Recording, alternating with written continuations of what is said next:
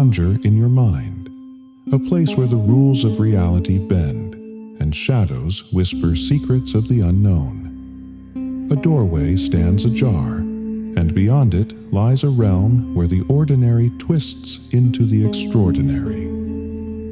Prepare to step into Enigmatorium.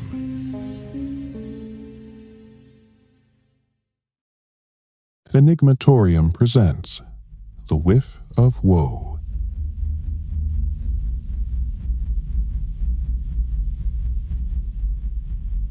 Picture in your mind a quiet woman, polite, reserved, the kind who uses coasters and speaks in whispers. Her name is Marlene, and Marlene once wished her husband would leave her alone. A simple wish muttered in frustration. But the void? It listens, and sometimes it answers in kind. Silent but deadly, they say. Not all warnings come with a sound.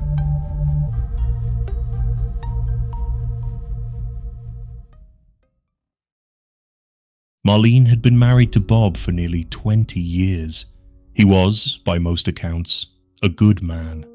Kind, loyal, predictable. He brought her tea in the mornings, left sweet notes on the counter, kissed her cheek every evening like clockwork. Marlene hated it. Not that she hated Bob, not exactly. She hated the way his affection smothered her, the way his love left no room for air. She longed for space, silence, solitude, a breath not shared. One evening, after Bob surprised her with flowers for no particular reason, Marlene stood in the kitchen, trimming the stems. She dropped them into the trash, muttering to herself, "I wish he'd just leave me alone." Another bouquet, she thought. Another reminder I can't breathe. That night, the sound began. At first, it was just a sound. A soft release of air, brief, unremarkable. The kind of thing you pretend didn't happen. She laughed it off, blamed the toast.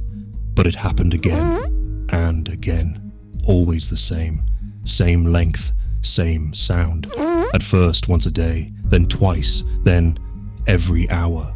It wasn't the frequency that disturbed her, it was the precision. But it wasn't just the sound. There was a smell. Sulfur, trapped in still air. Subtle at first. But as the hours passed, it lingered, followed her, and it wasn't hers. Not really. It smelled wrong. She held her breath, but it clung anyway, sour and heavy, like the air itself had turned on her, in church, in elevators, in line at the post office. The sound came from her body, but felt foreign.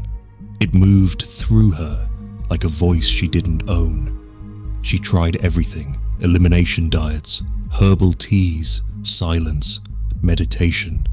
Nothing helped. Bob, ever supportive, encouraged her to see a doctor. She refused. The sound wasn't painful, just humiliating. And besides, she didn't want to give Bob another reason to hover. One morning, she found another note from him on the bathroom mirror, a little heart drawn in steam, just like always. She sighed and wiped it away. She began isolating herself, stopped going to book club, avoided the grocery store. Bob suggested counseling. Marlene responded with silence. Eventually, he started sleeping on the couch, then in the garage. Then, one day, he simply stopped coming home, but not before one final plea. Marlene, I don't know what's happening, but I love you. I won't let you go like this. Inside, Marlene sat on the floor, back against the wall, knees hugged to her chest. She wished she could take it back just for a moment and pressed her palms to her ears. She tilted her head, listening, not to him, but to it. The sound rose behind her, a low, vibrating hum that drowned his voice into a blur. The sound grew louder in his absence. It began to rattle picture frames. The walls seemed to hum.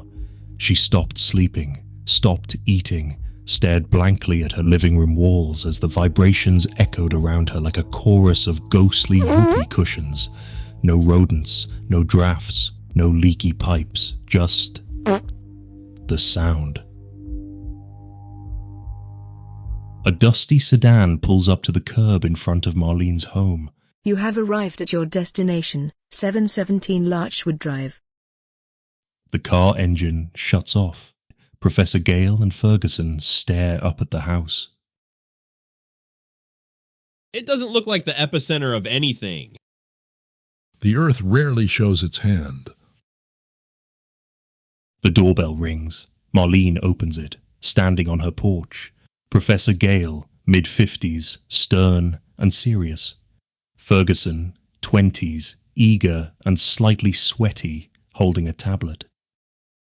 Good afternoon, ma'am. I'm Professor Gale from the university's Department of Seismology. This is my assistant, Ferguson. Hi, we've been tracking some really unusual seismic activity under your home. Super localized, strong pulses, very rhythmic. I've been eating mostly toast. Fascinating. We initially suspected tectonic drift, but this pattern, it's like the earth is breathing. Does it smell like sulfur in here? It's not me. May we install a sensor array in your crawl space? Will it make it stop? The quakes? Sure, the quakes. She knows she's sitting on a fault line. Or something deeper? Professor Gale kneels beside the floor vent, adjusting a small tripod device. It hums gently. The resonance is unnaturally regular, almost communicative. What if it's not geological? What if it's an answer? You've got what you need. Now leave.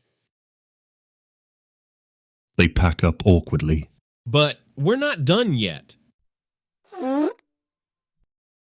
We are. As they walk to the car, Ferguson glanced back at the house. The tablet in his hands gave a soft, confused beep. That evening, she sat in silence. The air felt heavy, thick with the scent of flowers she didn't remember bringing inside, the same kind she had thrown away days before. She wandered to the window, drawn by a pull she couldn't explain. Outside, in the fading glow of sunset, she saw them. Bob and Maxine, the neighbor from next door, arm in arm, laughing. Maxine wore a yellow sundress. Bob carried a basket of tomatoes. I asked for this. I made it happen, she thought. So why does it hurt? Marlene placed her forehead against the glass. She stood there, waiting. The room held its breath. Then it came. And from somewhere deep in the earth, the sound was answered. No machine, no mortal hand could conjure a frequency like this, but it came from somewhere. And it wanted to be heard.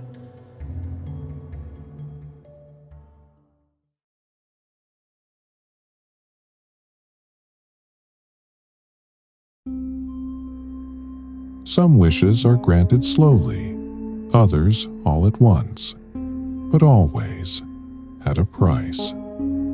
Marlene finally had the space she craved, but the silence she made refused to be quiet.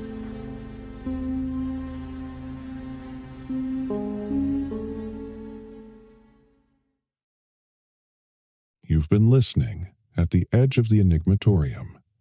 No sponsors, no intrusions, only the voice behind the veil.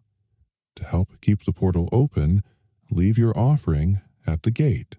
You'll find it at Ko-Fi. A link is provided in the show notes. ko-fi.com/Enigmatorium.